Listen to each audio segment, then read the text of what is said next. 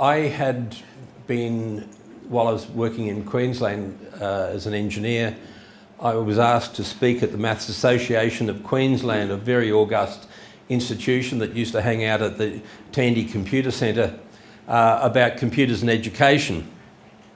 And I was asked at the end of this session, which was all about educational computing, nothing about the technology. I was asked if I would tell them whether they should buy, which was the ideal computer for schools. Was it Apple, because it was Apple II back then, or Tandy? And I don't know what made me do it, the devil probably. I said, well, actually, there isn't an ideal computer. It would look something like this. And I drew this long line across the board, which you would all recognise. And then I had a bunch of computers hanging off it, and one of them had disk drives and a printer hanging off it. And actually then, that's when someone said, where can you buy one? I said, I don't know, I just invented it. So that was my entree into computer networking. It was purely right brain, flow of consciousness. This seemed to be the sort of thing that you would need in a classroom to educate a bunch of kids. And so then, before I could get out of the place, and look, I'm happy if it happens again. This could be, a fold in, in the space-time continuum. A whole bunch of people came up with checkbooks and said, build us one. And so what followed was 6 months of intense development, and don't laugh. It was the TRS-80 network. So it was it was the best that was around at the time.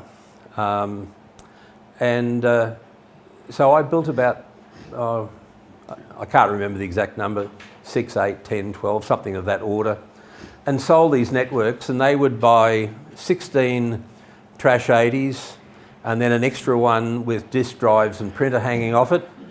And they were at various places, and some very credible schools in Queensland put these in. And there was a guy called Julian Barson, who I didn't know at that time, and he'd gone to Queensland and told them that he had this new thing called the AtomNet, and sometime a little bit later it became Econet, but anyway, we were talking about that with Andrew Gordon earlier. I'm not sure when the name changed, but that's where Econet started. And he had the only educational computer network in the country. Don't need it? I just gone flat. Oh, good. Just as long as I haven't gone flat. So I'm working away in my job building a new database system, and I got a telephone call from this guy wanting to meet me because he'd been taken to one of the schools that was using had a room full of computers. And that was at the beginning of '81. By that stage, they'd had their Tandys for a year or two. So it's a bit arbitrary here, but I think I probably, and it's not all about me, but I probably did it before Acorn. Corvus came a little bit later, so it was pure serendipity that it happened to be there. So that's how I got into it. And anyway, Julian contacted me, took me for a free lunch. There you go. Who can ever knock back a free lunch? And I was convinced by the end of it that I would take away an Acorn Atom and have a look at it for him. And over the Easter of 1981, I tore it apart and came back with 5 pages of what was wrong with it. Who are the pro-atom people here in the room? Sorry about that. Well, I'm sure you'll know everything that I wrote in that report anyway. And I was starting from a pretty low base with the TRS-80, so it wasn't something I could get excited about. Anyway, on the Tuesday, 6:23, I remember it after Easter. You can look up the date on the internet, and Julian rings Herman Hauser and puts the phone on speaker so that as he's reading my list of criticisms of Mr. Hauser's product, I had to, I was sort of sitting there cringing. I was late 20s, early 30s, and I wasn't used to that sort of confrontation. I didn't mind dropping a bomb on someone or strafing an innocent village, but being so point blank with people, that was not in my experience. Anyway, so at the end of the list being read out, there was a long pause. Julian and Herman were playing chicken. They were trying to decide who was going to talk first. And I've got to tell you, Herman Hauser is much better playing chicken than Julian Barson, and they're both pretty good. And finally, Julian said, "Well, what do you think, Herman?" And Herman's response was, "Well, I think you should employ Rob. He's found things that we didn't even know about." So I resigned my commission, had 3 months to serve, during which I would go to work, take off my jacket, hang it on the back of my chair, making everyone think I was at work. Obviously have to have your cap on when you're going outside. And I'd scoot across to Consolidated Marketing Imports Proprietary Limited and spend the day helping Julian sort out where he was going in his business.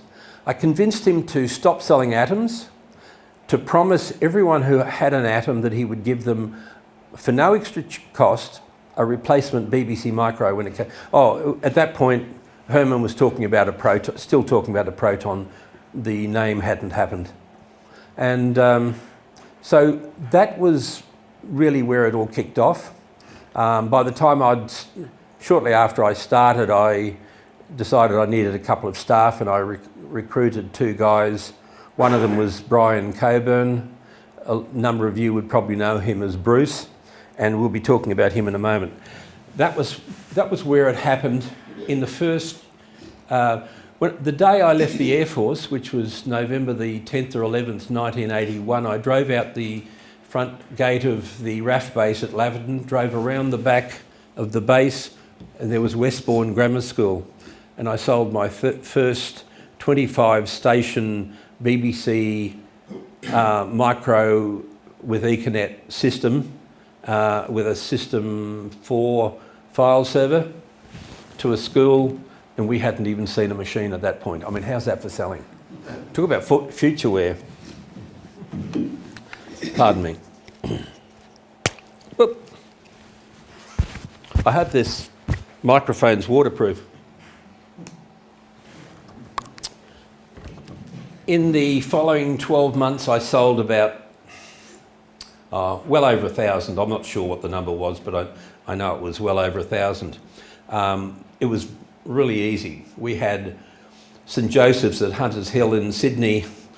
Any of those really fancy photographs you see across the harbour from the western side was probably taken at Hunters Hill. It's a very glitzy part of Sydney. So they bought 50. And in the book here, which I'm really quite chuffed that you guys would want to reprint it, there's a photograph. That's St Joseph's at Hunters Hill. They were one of the first. They did have, I think we supplied them with the first few, and then a little bit later Brian Coburn went up there and installed the rest of it. That would be the first BBC school Econet that I know of. I know Felsted and a few of the schools here had atoms, but I don't know that anyone really had. Maybe Andrew, do you know of what the... Felsted had it pretty early on. I don't know exactly what date you're talking, but this is sometime in sort of May of 82. No, you might have come first. As I said, it wasn't a competition, but oh, actually, no. That was the original Tandy network they had. Yeah, sorry, that was one of the schools. You imagine what it cost him to hand over 50 BBC micros at no extra cost having already paid for Acorn atoms. Look, I'll just finish up with this here. This book was written because there was nothing available for schools on the both the technical side of Econet. There really wasn't much about the MOS commands or any of that side of it as well. So what I tried to do is to make something that was accessible to the first-time Econet users, and then go through to some of the more advanced stuff, because some of our people were really bright. Right, that's all I wanted to say about. When did that book hit the bookshelf? Good question. It came out fairly quick.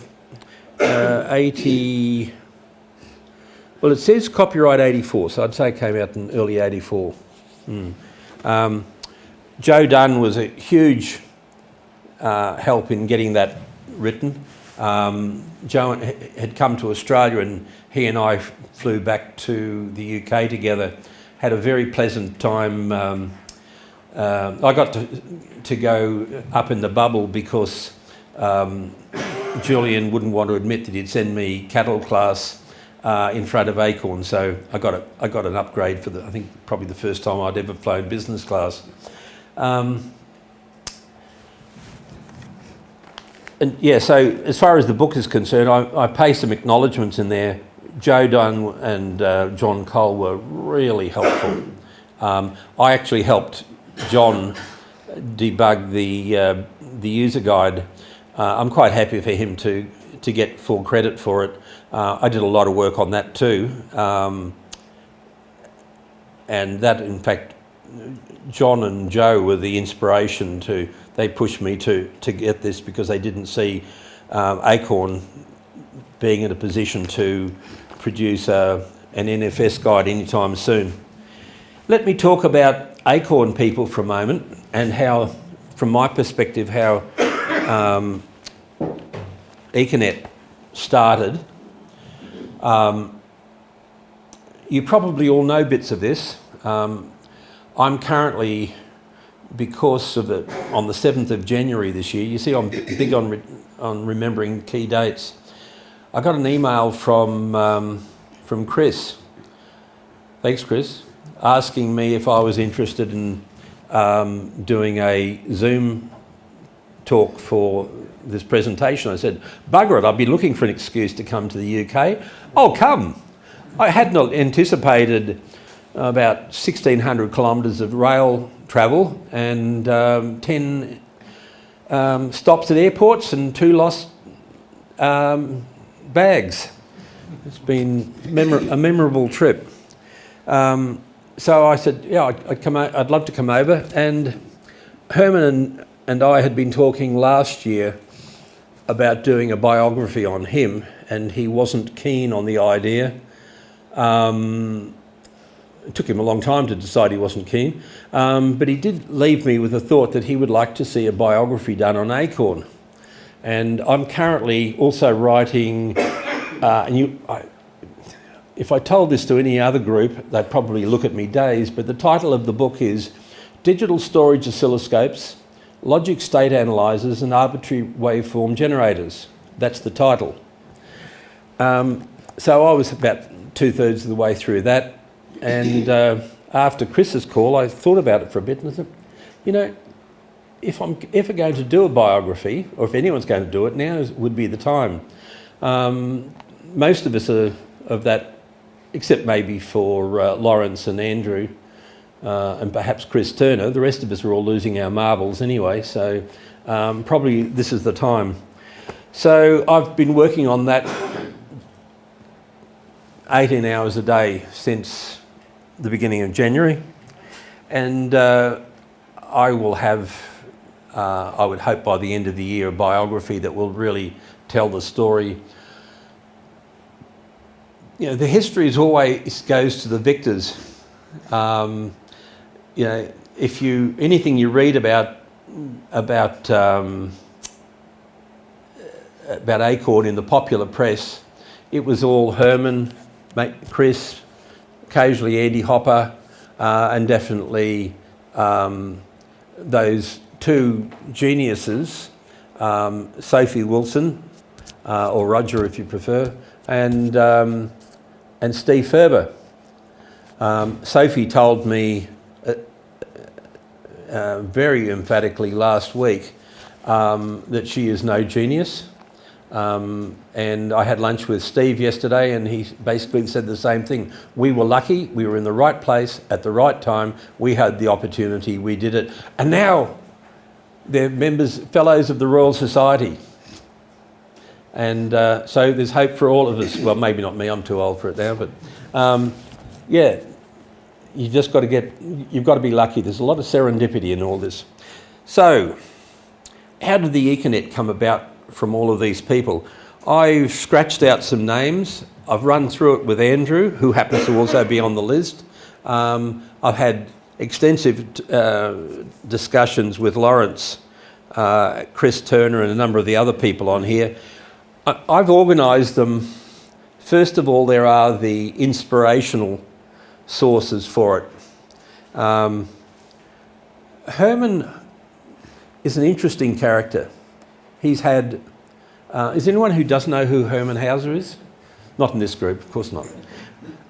Herman has a remarkable ability to see possibilities, to see, he calls it Acorn, it's absolutely perfect. He sees the core of an opportunity and puts a bit of fertiliser on it and a bit of water and helps make it grow, and he just knows how to do it. And he's got great intellectual courage. And I'm not sure, and I'm meeting with him next week. I'll find out if he can even remember. Mostly he doesn't remember that much anyway. Chris Curry, sadly, even less.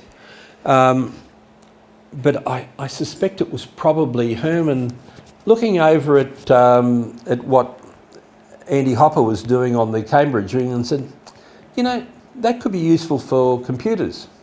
He didn't have the advantage of the Maths Association of Queensland to inspire him. Andy Hopper gets a lot of credit. Andy insists, and I agree with him, that he didn't do that much, really. He took 10 base 2 Ethernet, which looks very much like an Econet, scratched something out on a piece of paper, handed it to Lawrence, who immediately said, that'll never work. But he was certainly a contributor to the inspiration of it. John Cole, God rest his soul, wonderful human being, John Cole. I've never known anyone to have such an ability to see the future. He spoke at a couple of conferences in Australia where he would stand up and talk about, he used to talk a lot about Centre Mondial Informatique, which was a French organisation that wanted to did get the French telephone book into an electronic form in everyone's home. And they did a lot of other very advanced work. He was talking about these crazy ideas like being able to book accommodation and airlines over your telephone using a computer, and all sorts of other crazy ideas. You could book accommodation. He said, the day will come when you'll be able to go online and order meals, and when you turn up at the restaurant, it'll be there, it'll be ready for you. And again, a person of great intellectual courage who would be willing to make these prognostications that most people at the time couldn't even conceive. Sophie and Steve, I asked Steve yesterday how much influence he felt he had on Econet, and he said none really. But when you think about it, there is nothing in anything that's happened at Acorn, from starting with Sophie's Hawk computer that she designed at uni, which became the System 1, and then Steve, who insists he wasn't working at Acorn through any of that time, well into 82, never took any money. He still tells me that. I said, "You're not much of a businessman, are you?" He admitted he wasn't. I think in the inspiration, probably Cambridge University Computer Lab probably should claim some credit as well, and all of the giants that were there all influenced it. All of that together was, you needed all of these geniuses and knights of the realm to, 5 minutes, yes, thank you, to do what I was able to do on a chalkboard with a question from a maths teacher. So who's the genius? Moving on. We're now moving into what I call my group one. Paul Bond, writing all the low-level primitives. Lawrence Hardwick, sorting out, redesigning Andy's work, and I won't steal any thunder from Lawrence. He will be able to deal with all that. Carl Deller on the server, and someone called Steve with a ginger-haired Scot that no one knows who he was. No one knows of a Steve ginger-haired Scot from the early days of Acorn. I'd love to be able to get more. For Top Express, I think there was somebody else at Top Express. I never interacted with. Right. Okay. Top Express was the company that employed Paul Bond. Right. As you know, in those days, nobody worked for Acorn. Yeah, and the other was, we'll talk about that, that's a good clue. And of course there was Chris Turner, who did all the hardware engineering on it. So they were the people that got the first generation, the level 1 Ethernet. And I've seen some notes online, people making derogatory comments about level 1 Econet. Do you know what the disk storage was on a disk drive at that time? Anyone want to tell me what it was? 100K, exactly. 100K. So you've got to remember where you're starting was a very low base. So what I think was achieved in the level 1 Econet wasn't as good as mine, but people sometimes ask me, well, if it wasn't as good as yours, why did you drop yours for theirs? Because I was one person wearing an Air Force uniform, already unable to support my clients. I could see that it wasn't going anywhere. Technology doesn't always win by itself. It takes a lot more, and I could see that it was going to be there. Okay, that was level 1. Number 2. Brian Coburn. Brian was Mr. Econet in Australia, and then in the UK carried it right through to getting Econet working on Archimedes and the like. And I could spend an hour talking about what Brian's done, but there was an interview that's online where he's talked through all that already, so I didn't see any value in revisiting it all. And me for this, Brian and I worked together to get Econet working in Australia. When the first very early generations of the betas and the development versions of Econet we were getting regularly. There was a regular DHL or Royal Mail or someone sending us proms and updates all the time. And so that was, in my book, I think, was the distillation of what I'd been able to bring together. The next key people were Kim Spence-Jones and Andrew Gordon and Steve Lawrence, who I don't know a lot about. Andrew filled me in a little bit on him earlier. When they left Acorn and went off to sort out clock boxes and terminations, because that was cottage industry at the beginning, and started developing better file servers. That was a really important phase. Then the finally, you've got John Cox. His contribution was through DFS, not the NFS, but had some influence there. And then it was SJ Research. And the other person around that time was Jez Wills, who developed the Econet for the BBC Micro. And then, of course, Brian Robertson, who just did heaps of development, servers and so on. He and Brian Coburn worked together. So those are the people who... was there anything new in that, or did you guys know all of this already? Because I had a daylight of trouble over months now. And if I find out that one of you knew all of this and could have saved me weeks of research, I'll be seeing you outside. That's all I have to say. Thank you for your attendance.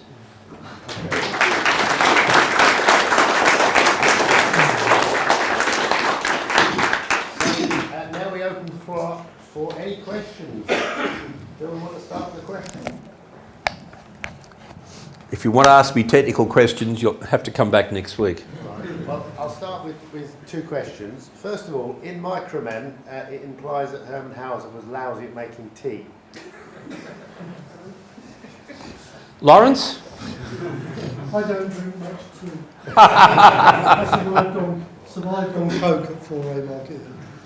I've got a lot of stories in my book about, or in my manuscript rather, about the way Herman fed the boys. He got a lot of extra free hours out of them by feeding them and making them... He did more than that. I think it was John Cox who had just come down from Oundle. So he was just a high school graduate, and he put him up at his house for some weeks. And then Herman shot through to New Zealand and left him to use the house until he got organised some accommodation. They were a very close community. And I know that Andrew and Lawrence can affirm. Are there any other ex-Acorn people here that I don't know about? No? They all talk about the camaraderie and the close support and the trust. Steve was talking to me yesterday about the fact that no one was ever given you may have been given a vague idea of what they would like you to work on, but you were left to do your own thing. He said when he started, his focus was on software, and Sophie knew a lot more about the hardware than he did. But it was only over the evolution particularly of the BBC Micro, that they swapped roles. It was I wouldn't call it a laissez-faire. It was a self-managed approach to the way they did business. So I can't tell you about the tea, but I will ask Pamela when I see her on Tuesday. I'll let you know. My reaction to what you had been saying in your speech about Herman was that yes, Herman had all those good things, but his other key attribute is he could make people do things for him without them, feeling put upon. People wanted to do what Herman wanted you to do. You just went and did it. It was a power he had that's, which I think is key to the way things happened. One of the guys talks about how his pay was worked out. Sophie's was very interesting. Mum and Dad came down and negotiate. They went off and had tea and scones with Herman, not Roger, just Mum and Dad, and Herman went off and they had a discussion and set the pay for him, which was a pittance. They weren't very good negotiators. Well, actually, he didn't have much money at that stage because Sophie was first one, I think, after Chris Turner, and they were really scratching for pennies. But was one of the others started work, and then at 4A Market Hill, and they went up invited to go to the tea room for a cuppa, and and Herman said to this person, what do you think would be a fair thing for salary? And I'm sorry, I can't tell you now. I'll get the name later. He said, £6,500, and Herman says, yeah, that seems about fair. And that was the discussion on salary. And apparently, Herman taking the new starter up to the tea room, making them a cuppa and asking them how much they wanted, and then saying yes, was quite common. Did that happen with you, Andrew? No, nobody was there when I turned up to work for Acorn because it was heavy snow.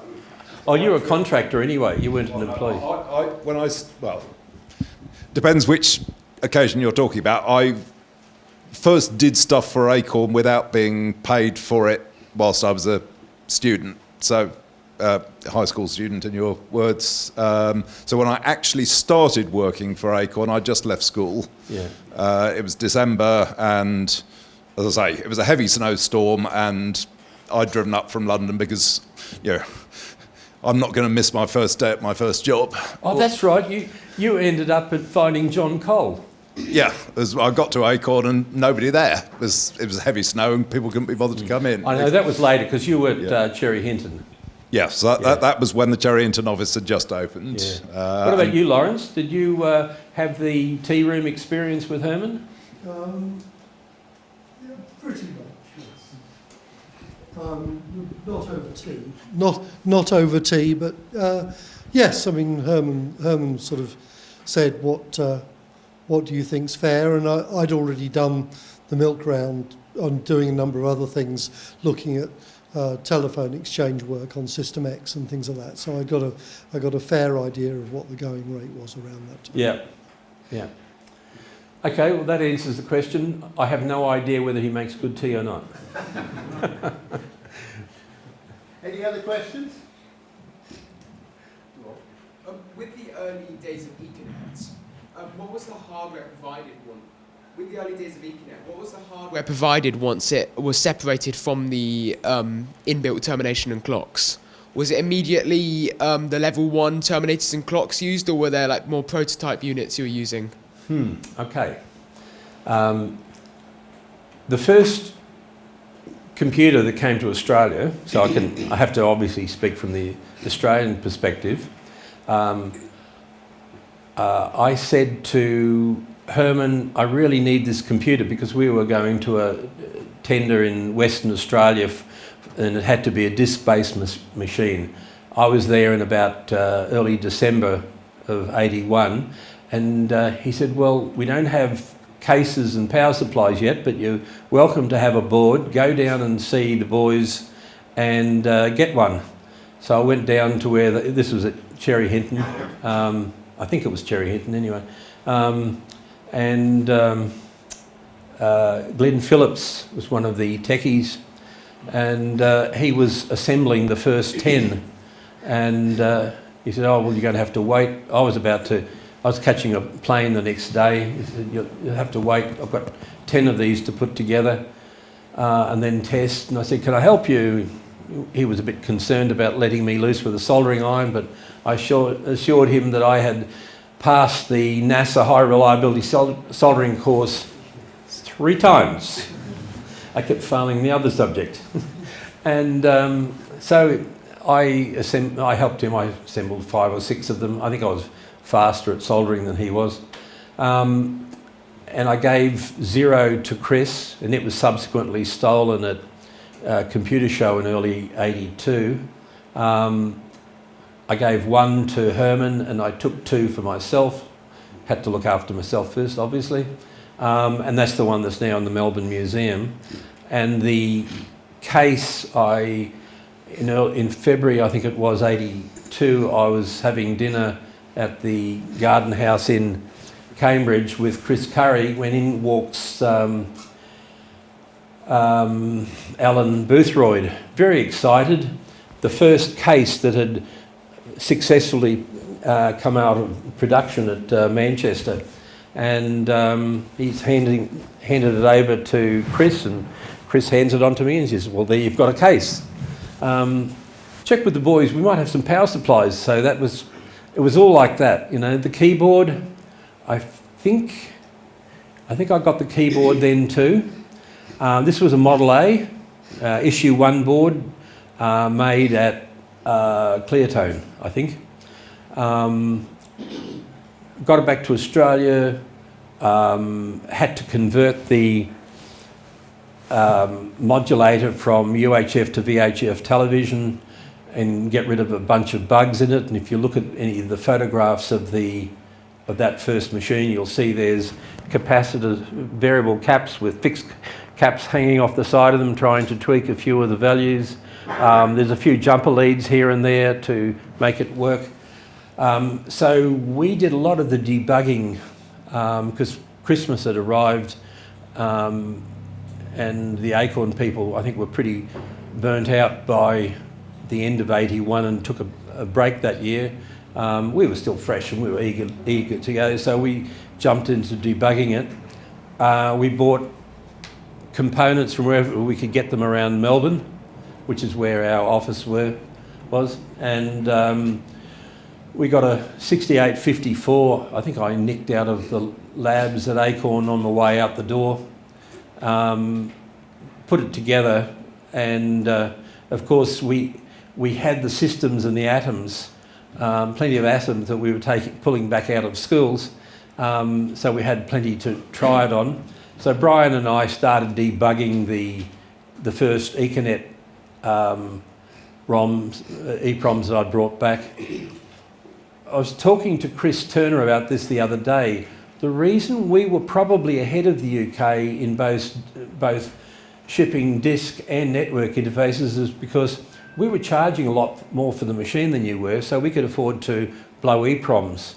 Acorn wasn't doing that, and we think that that's probably why Watford was shipping disk filing systems before Acorn was. They were probably using EPROMs too. And so it wasn't to answer your question, it wasn't just a simple, straightforward process. We had already been making our own terminators, clock boxes. I redesigned the clock.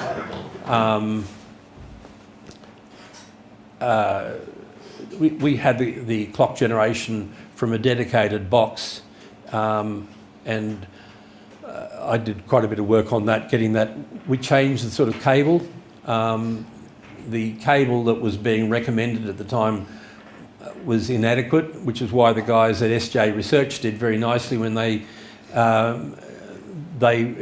improved the standard of the cable here. So we probably end up coming to the same solution. I think that answers that. And talking of cabling and such like, I mean, we have many, inverted commas, pleasant memories of trying to set up networks and tearing our hair out, chasing down broken wires and connectors and stuff. Have you got memories of that sort of thing? I'm 74, I don't remember anything. Talking to Brian Coburn about it, and there's quite a bit. One of the things that always annoys me is when people get on television or in speaking events and talking about their book. I can get away with it because it's the only reference I've got at the moment. It's really just all of the conversations I've had with Andrew and Lawrence and so on. But I do have a copy with me, so if you have sort of specific questions like that, I'd probably go and jump onto my laptop and find the answers for you. I don't have a lot of memories. There's been submarines, there's been special forces working for Navy clearance divers, there's been power stations, gas plants, there's been 2 children making and losing a few $1 million. A lot has happened between then and now, so the memories are scattered. But I have to say I've worked really hard at getting the facts and cross-checking and having it supported with evidence. Lawrence and Chris Turner in particular have really detailed memories of things and lots of documentary evidence. So I'm fairly confident that if and when I do get this thing published, that it will actually be able to give you a reliable reference point. Anything else? Yeah. I might be wrong, but I think in Australia there was an Econet module for the electron that was actually... Thank you. That was actually developed for the electron in Australia, but it never came to the UK. Was it just there wasn't the demand, or...? We had a practice from the beginning, and I do believe that in the piece I've got about 10 or 12 pages of closely typed space from Brian Coburn. Brian and Sophie had the most to say for this so far. I'm pretty sure it was Brian that developed that. If it wasn't Brian, it was someone out of New Zealand. There was a lot of work done in New Zealand as well. And I had left Barson Computers, which is what it became by that stage. I stayed until about the middle of '84. But then I set up an advertising agency, which is what every young engineer wants to do. And I handled the Acorn, or all of Barson's advertising and marketing and PR. So a lot of this stuff I can, actually I think I have with me, on my camera, I have got about 4 years of press clippings that I managed to get Julian's clipping books and went through and pulled all that up. So I can possibly get some reference from there for you. I believe they did, but I wasn't involved with it. Anything else? Yeah. Were there any ideas or developments on Econet that you particularly liked that never made it into production or the big wide world? And did you ever manage to connect Australia with the UK on Econet? Okay, let's start with connecting the UK. John Cole calls me and says, "Rob, how would you like to have electronic mail?" And I thought he was meaning that I was going to be somehow or other be made electronic. And I said, "I don't understand it." And he proceeded to explain to me how, rather than having to use telex and fax to communicate, or Australia Post, that I could do it all over electronically. So he set me up with a British Telecom Gold account. So what I would do is I would get my acoustic coupler and my telephone, sit it on that, dial the number, Decadic dialer, through to the local Collingwood exchange, and then that would route through to the Overseas Telecommunications Commission in Sydney via AusPac, a packet switching network. They ran the undersea cables because there were no satellites communications back then. And so I'd probably end up going cross-country to Darwin and then undersea cable to India. God knows where after that, or it might have gone across the Pacific. And eventually I'd get into London, where I would have to put in, I've already put in a password to get into the AusPac network. Then I had to put in one to get through Overseas Telecommunications. And then I'd get into England, and then that would route me another username and password, which would get me into BT Gold, where I'd put in another username and password to get into my email account. So, does that answer your question on communications? Yeah, using other networks and an email system on another network, but on Econet itself. Well, clearly no. Yes. Clearly no. Through X21 or X25 packet switching, but because I think they did have a connection to the US at some point. We were using acoustic couplers. We didn't even have fixed modems. It was very, very crude. Mm-hmm. And the other thing, which sort of it's related to the other part of your question, the Mackay Mercury newspaper. Anyone ever been to Mackay in North Queensland? No. Very beautiful part of the world. The last time I was there, I was bitten so badly with midges that I think it took me about 3 weeks to recover from all of the nasty wounds I had on my skin. So, but a beautiful place. Just stay away from the mud banks. The Mackay Mercury newspaper. So when we were in the first offices, so this would have been sometime, it was probably early 82, a bunch of guys who looked like they were mafia turned up at the front door. And one of the guys introduced himself as Vince Emerson. Vince was the editor-in-chief of the Mackay Mercury newspaper, which was part of the Queensland country newspaper group. And theirs was, Toowoomba and Mackay were the biggest, maybe Townsville.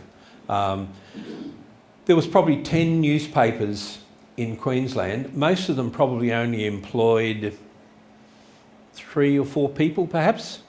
Mackay would have had 20 or 30 staff, and something like about 8 or 10 journalists. And they wanted to find a way to not have to do everything on a typewriter and then hand it to a compositor who would then type it up, etc. They wanted them to be able to key the text straight in once and have it go straight through into the typesetter. And it was fairly simple. The markup system they had, basically there was a major head, a subhead, a byline and copy, and occasionally there might be a bit of italics or whatever, but they weren't very fancy on that. So marking up the text didn't require a genius. A journalist would be enough. So the journalist would go in and they would type into a BBC Microcomputer after we did that early work. What wasn't around at that stage was an editor. I took the 4K editor that had been developed for the System 2.3 that I think it may have found its way into the Atoms. You Atom users, was there a 4K editor on the Atom? No, okay. It was probably just out of the system. It was very crude. So that was the first word processor available for a BBC Micro. I ported that. I remember I needed 4 more bytes for it. And I found an area where the data didn't need to be preset, and I was able to embed some of my code inside the data space. That's a common story with anyone talking about developing ROM software for any of the Acorn products. Anyway, so I wrote a 4K editor, and this editor-in-chief, who had never been near a computer, he had never written assembler or BASIC or anything like it, he took my 4K ROM, he disassembled it, he found a way to write some new code to sit on top of it to become the editor. And he then had telephone connections and modems from all their regional offices coming into Mackay. Mackay became the centrepiece for doing their typesetting, so everything was basically being set there from that point. And so that was a case where Econet had some linkage to communications, but that was the level we were at. OSPAC or X25 packet switching was really only just happening in banks and defence. We're getting close to time. Any other questions? One more question, please. I think we've got it covered.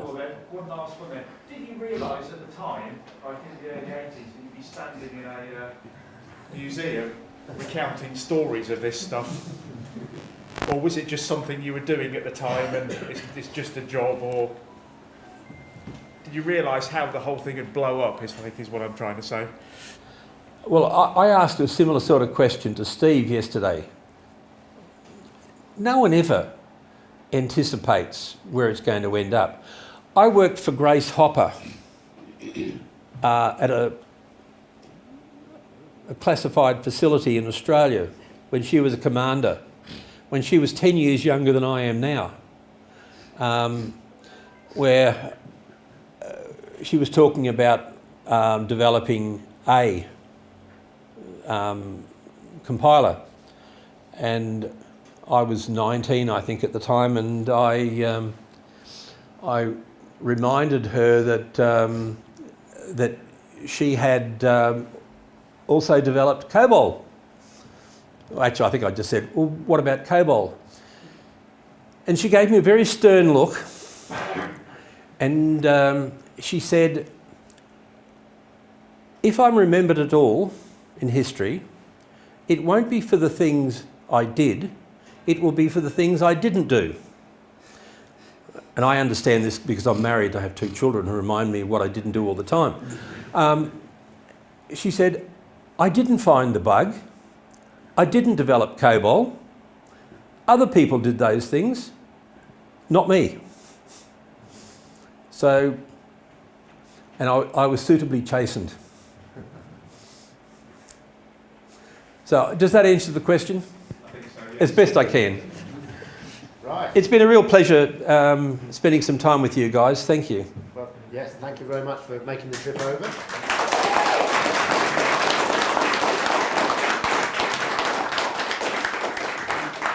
As a token of our thanks, I want to present you with this Wow. this little picture, a 3D picture. 8. Could I tell you one more story? I worked on the first computer I ever worked on, first computers, were a GE 225 and a 235 at the University of Queensland. And they decided they were going to upgrade, wait for it, to a couple of PDP-8s. So, Queensland government had already bought a couple of 1901s, one in Treasury. There was a place on a big old stone building where they knocked some of these really deep stone blocks out to put in a window so that people passing by could see an ICT 1901A in operation. So I got a job. This was my first serious job. Was at the Main Roads Department working on doing the conversion from, well, first of all, just feeding them. It was all batch processing, feeding the GE machines. And then they decided they were putting in a 1905A, and it was the big switch on. And the Minister for Main Roads was a bit of an ass, I've got to say. He's not with us anymore, but I can say it. He was told quite clearly, when you press the button on the paper tape reader, just give it a couple of little flicks. Don't press it hard, and the tape will just fall into the bin. Anyone here ever used a high-speed paper tape reader? You'll understand. So there's a great photograph of the Minister for Main Roads on the front page of the Courier Mail, covered in paper tape. I mean, it came out and it went all over him. That's what made me think of this. And yeah, because he'd